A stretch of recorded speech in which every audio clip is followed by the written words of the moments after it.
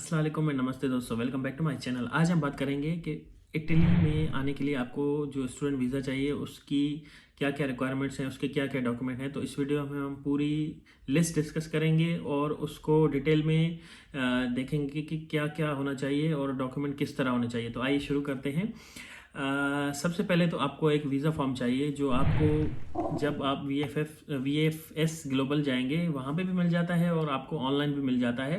तो I will suggest वहाँ पे आप उनके ऑनलाइन वेबसाइट पे जाके वो फॉर्म डाउनलोड करें। उसको पहले से ही आप फिल कर लें, अपने टाइम जो है आपका इस तरह बचेगा और आप रिलैक्स भी होंगे। अगर आपको वो फॉर्म घर पे मिल जाएगा तो घर में बैठ के आपको सुकून से उसको फिल कर लेंगे। जो चीज़ समझ नहीं आएगी वो थोड़ा बहुत इधर उधर से आप जो है देख के फिल कर सकते हैं, किसी की कंसल्टेशन ले सकते हैं। लेकिन अगर आप वहाँ पे जाके फिल करेंगे तो वहाँ पे मोबाइल्स वगैरह आपसे ले लेते हैं, तो शायद आप किसी से कांटेक्ट करना हो तो वो नहीं कर पाते। तो खैर वो एक ज़्यादा टाइम टेकिंग प्रोसेस होता है। लेकिन आई विल सजेस्ट आप वो पहले से ही डाउनलोड करके उसको फिल कर दें, जिसको वीज़ा एप्लीकेशन फॉर्म कहते हैं। उसके बाद आपके पास होनी चाहिए 2 पासपोर्ट साइज फ़ोटोज़। अब ये जो फ़ोटोज़ होती हैं वो मैट फिनिश पे होती हैं, वाइट बैकग्राउंड के साथ होती हैं और इसमें इतने कोई कलर शलर ये वो सारी चीज़ें नहीं होती। वो सिंपल सी फ़ोटो होती हैं। आप जब फोटोग्राफर के पास जाएंगे तो उसको बोलें मुझे शेंजन वीज़ा के लिए जो है फ़ोटोज़ निकलवानी है, 2 आपके पास होनी चाहिए और रिसेंट होनी चाहिए, विद इन 6 मंथ्स जो है आपके पास जो है आपने निकलवाई हो। तो वो एक मैट फिनिश का बैकग्राउंड आता है वाइट कलर का, उसको बोले तो वो खुद ही कर देगा। तो उसमें आपको 2 फोटोज़ चाहिए होती है, ठीक है। उसके बाद आपके पास होना चाहिए वैलिड पासपोर्ट। वैलिड पासपोर्ट का मतलब है जिसकी 6 महीने कम से कम वैलिडिटी हो। और उसके अलावा काफ़ी सारे ऐसे स्टूडेंट्स होते हैं जिनका जो है 2 पासपोर्ट्स होते हैं। फॉर एग्जांपल एक पासपोर्ट जो है एक्सपायर हो चुका होता है और दूसरा भी होता है, तो काइंडली वो दोनों पासपोर्ट आपको अटैच करने होते हैं। इस तरह नहीं है कि आपने जो पुराना वाला है वो आपने कहीं हाइड कर दिया या सबमिट नहीं किया और सिर्फ न्यू जो अभी अपडेटेड है उसको किया है।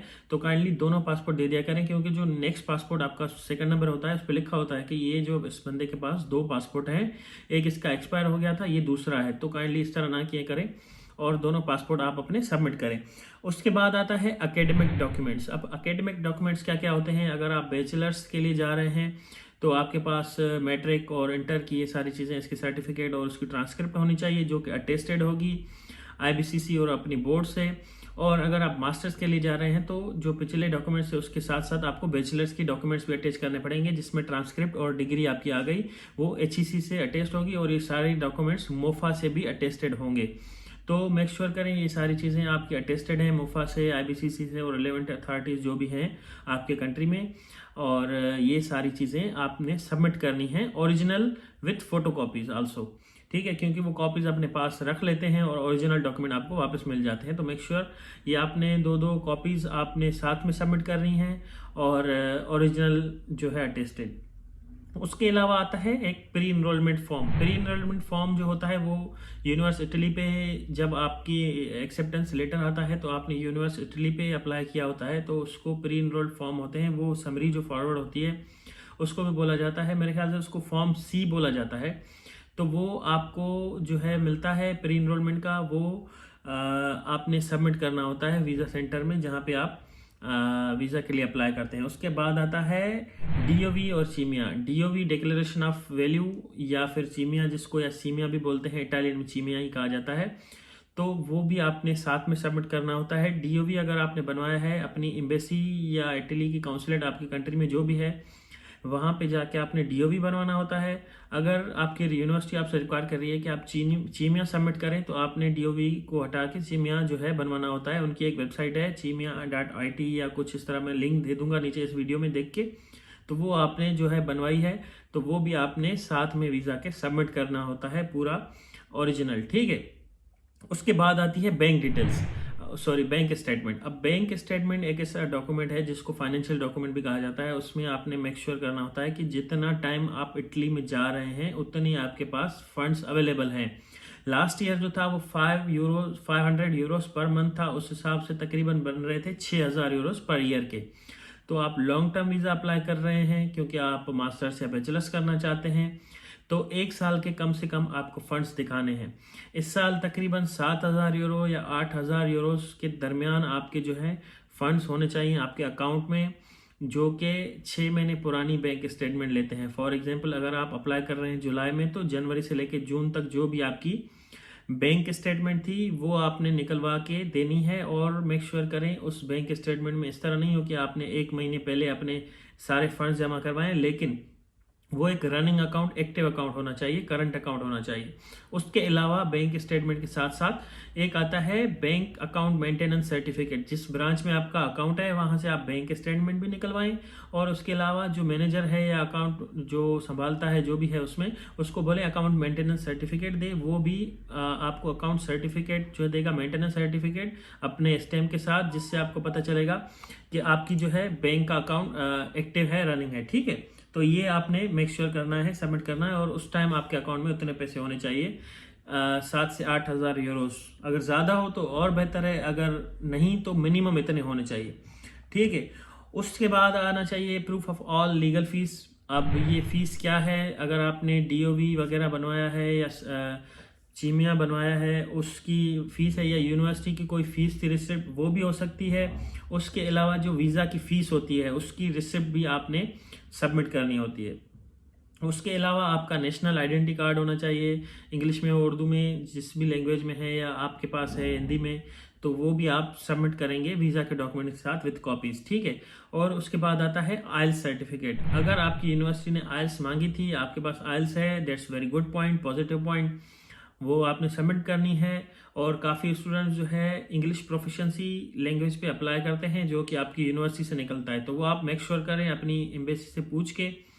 मेरे ख्याल से आइल्स है तो पॉजिटिव है, नहीं तो इंग्लिश प्रोफिशिएंसी सर्टिफिकेट आप सबमिट कर दें, वो वीज़ा के साथ जाता है अगर आपकी यूनिवर्सिटी ने आपसे नहीं मांगा। लेकिन ये डिपेंड करता है उनकी पॉलिसी पे। इस साल मेरे ख्याल से आइल्स मांगेंगे, अगर नहीं मांगा तो इंग्लिश प्रोफिशिएंसी तो लाजमी आपने सबमिट करना है। उसके अलावा आपके पास होनी चाहिए travel and health insurance. Travel and health insurance एक ऐसा इंश्योरेंस होता है जो मेक श्योर करता है आप जब ट्रैवल कर रहे हैं किसी कंट्री में, अपने कंट्री से बाहर, तो वो आपको इंश्योर करता है। वो होती चाहिए तकरीबन 50,000 यूरोस तक की, 30 से 50,000 यूरोस तक की इंश्योरेंस होनी चाहिए। वो आप किसी भी इंश्योरेंस कंपनी से ले सकते हैं। वो जो है लिस्ट मेंशन होती है आपकी, जो है इटली की जो एम्बेसी है या कॉन्सुलेट है उसकी वेबसाइट पे, वो सारे वेरीफाइड जो होते हैं इंश्योरेंस कंपनीज वाले, उनसे आप ये ले सकते हैं। तकरीबन 5 से 8 या 10 हज़ार की मिल जाती है, वो डिपेंड करता है आप किस से ले रहे हैं। फिर उसके बाद आता है FRC document, family registration certificate document, जिसमें आपका फैमिली ट्री होता है और उसमें आप जो है वो ओरिजिनल सबमिट करना होता है, और वो भी मुफा से अटेस्ट होता है। उसमें आप सारी फैमिली शो करते हैं कि कितने आपके मेंबर्स हैं फैमिली में, और क्या क्या सारी चीज़ें उसमें सारी दिख जाती है। वो नादरा से बन जाता है इजीली 1000 या 1200 रुपीज़ में। और उसके बाद आता है copy of booking and hotel reservation. जब आपने ट्रैवल करना है वो डेट मेंशन करनी है, और उसके बाद आपने वो अकोमोडेशन और टिकट दिखानी है। फॉर एग्जांपल आप अप्लाई कर रहे हैं जुलाई में या अगस्त में, और आपका सेमेस्टर स्टार्ट होने वाला है सितंबर की मिड में, फॉर एग्जांपल 15 तारीख को, और आप करना चाहते हैं ट्रैवल 12 तारीख को, तो आपकी फ़्लाइट टिकट भी 12 तारीख की होनी चाहिए, आपकी अकोमोडेशन भी 12 तारीख की होनी चाहिए। और वीज़ा के कवर लेटर में आपने मेंशन करना है ये चीज़ें कि मैं 12 तारीख को इधर से ट्रैवल करूँगा, 13 को उधर पहुँचूंगा, और 13 को मेरी ये अकोमोडेशन है। तो मेक श्योर करें डेट्स एक जैसी होनी चाहिए, क्योंकि काफ़ी सारे स्टूडेंट्स इसमें मसला करते हैं। डेट अकोमोडेशन की एक दिखाते हैं, वीज़ा की दूसरी दिखाते हैं, सेमेस्टर की तीसरी दिखाते हैं, तो फिर वो फंसते हैं। तो मेक श्योर करें डेट्स एक जैसी होनी चाहिए, डिफरेंट डेट्स नहीं हो, सिमिलर हो हर चीज़ की। आपकी अकोमोडेशन, आपका सेमेस्टर स्टार्ट होने वाला हो, आपकी फ़्लाइट टिकट, ये डमी टिकट्स बन जाती हैं। booking.com से भी आप अकोमोडेशन ले सकते हैं जो कि विदाउट एडवांस पेमेंट होती है। किसी फ़्लाइट की भी डमी टिकट्स मिल जाती हैं। अगर नहीं होती आपसे तो आप नीचे कमेंट करें, मैं आपको बताऊंगा ये किस तरह होती है। ठीक है, तो इसमें कोई ऐसा मसला नहीं है। इसके अलावा जो भी अभी तक मैंने बताया उसमें भी आपको कोई अगर समझ नहीं आया या कन्फ्यूजन है तो आप नीचे कमेंट करके मुझसे पूछ सकते हैं, मैं ज़रूर रिप्लाई करूंगा। ठीक है, तो उसके बाद होता है एक एफिडेविट। एफिडेविट क्या होता है? अमूमन जो बैंक स्टेटमेंट होती है स्टूडेंट्स वो किसी अपने ब्रदर या फादर या मदर का दिखाते हैं, उनके पैसे दिखाते हैं, वो आपको स्पॉन्सर कर रहे होते हैं। ठीक है, तो आपने एक एफिडेविट बनवाना है जो आपको स्पॉन्सर कर रहा है वो लिखेगा कि मैं इसको स्पॉन्सर कर रहा हूँ, मेरे पास इतने फंड्स हैं। अब उनकी बैंक स्टेटमेंट, उनका बिजनेस जो है उसके डॉक्यूमेंट, टैक्स रिटर्न्स, ये सारी चीज़ें, और विजिटिंग कार्ड, ये सारी चीज़ें होनी चाहिए। अगर वो सैलरीड पर्सन है तो सैलरी स्लिप और ये जॉब कॉन्ट्रैक्ट का जो भी लेटर होता है वो अटैच करना होता है, और ये एफिडेविट बनाना होता है इन केस अगर आप स्पॉन्सरशिप ले रहे हैं। और मेक श्योर करें ये स्पॉन्सरशिप आपकी ब्लड रिलेटिव से होनी चाहिए, ना कि किसी मामू चाचू से नहीं हो सकती। ये सिर्फ आपकी मदर, ब्रदर, फादर और सिस्टर कर सकते हैं। सम केसेस में स्पाउस भी जो है वो एक दूसरे को स्पॉन्सर कर सकते हैं। तो ये एफिडेविट वो बनाते हैं, उसमें मेंशन करते हैं कि हम इस बंदे को स्पॉन्सर कर रहे हैं और इतने हमारे पास पैसे हैं। तो वो सारी चीज़ें इसमें जो है सॉल्व हो जाती हैं। ठीक है, फिर उसके बाद एक सर्टिफिकेट होता है पोलियो या कोरोना का, अगर आपके पास है तो आप अटैच कर दें। एक पॉजिटिव चीज़ है जो वैक्सीनेशन का सर्टिफिकेट है, अगर नहीं है तो वो ऑप्शनल है, उसमें कोई इतना मसला नहीं है। ठीक है, सीवी भी आप अटैच कर सकते हैं यूरो फॉर्मेट में, यूरोपास फॉर्मेट में वो अटैच कर दें तो एक अच्छी बात है, उसमें थोड़ी आपकी डिटेल्स आ जाती है। नहीं भी करें तो ऐसा कोई मसला नहीं है। उसके बाद आता है एक इम्पोर्टेंट डॉक्यूमेंट जिसको बोलते हैं कवर लेटर। अब यही डॉक्यूमेंट है जो आपकी वीज़ा का डिसीजन इम्पेक्ट करता है मोस्टली। कवर लेटर में आपने ये सारी चीज़ें लिखनी होती हैं, आप क्यों जा रहे हैं, आपके डॉक्यूमेंट्स क्या क्या हैं, आपने ये कोर्स सेलेक्ट क्यों किया और इटली क्यों जाना चाहते हैं। तो ये सारी चीज़ें आपने कवर लेटर में लिखनी होती हैं। ये बहुत इंपॉर्टेंट डॉक्यूमेंट होता है, आप मेक श्योर करें ये सारी चीज़ें क्लियर लिखें, वही लिखें जो आपने डॉक्यूमेंट्स में दिया है और वही लिखें जो आप इंटरव्यू में बोलेंगे। आपने बताना है कि मैंने ये कोर्स क्यों सिलेक्ट किया, इटली क्यों सिलेक्ट किया, और कौन सी डेट को आप ट्रैवल करना चाहते हैं, उसके बाद के प्लान्स क्या हैं आपके, और स्टडी के बाद आप क्या चाहते हैं, और इस स्टडी से आपको क्या फ़ायदा होगा। और आपने टाइज दिखानी है अपने कंट्री से। अगर आप जॉब करते हैं तो भाई मैं आके वापस इस कंट्री में सर्व करूँगा इस पोजीशन पे। अगर आप बिज़नेस करते हैं तो बताएं मेरे बिज़नेस में ये फ़ायदा होगा, मेरे करियर में ये फ़ायदा होगा, मेरी कम्युनिटी को ये फ़ायदा होगा।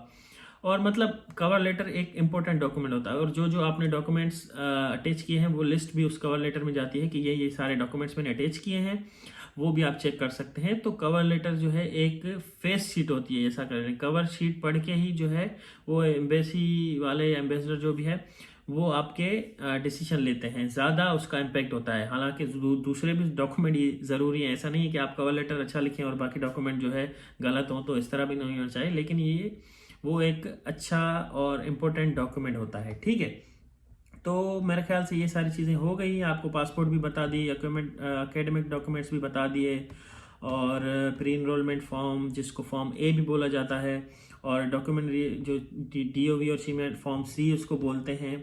और डीओवी किस तरह मिलता है वो भी आपको मेरे ख्याल से पता है, वो एम्बेसी से मिलता है या कॉन्सुलेट से जो आपकी कंट्री में है इटली की, उनसे आप ये सारी चीज़ें लीगलाइज करके डीओवी लेते हैं। और अगर नहीं तो फिर चीमिया बनता है, स्पॉन्सरशिप भी आपको पता चल गया। और मेरे ख्याल से यही सारे डॉक्यूमेंट होते हैं, और इसके अलावा भी अगर कोई डॉक्यूमेंट होता है मैं मिस कर रहा हूँ तो काइंडली नीचे कमेंट करें। और I hope you will get visa for Italy and see you soon in Italy. Thank you so much for watching. इस चैनल को सब्सक्राइब करें, और वेलकम टू इटली।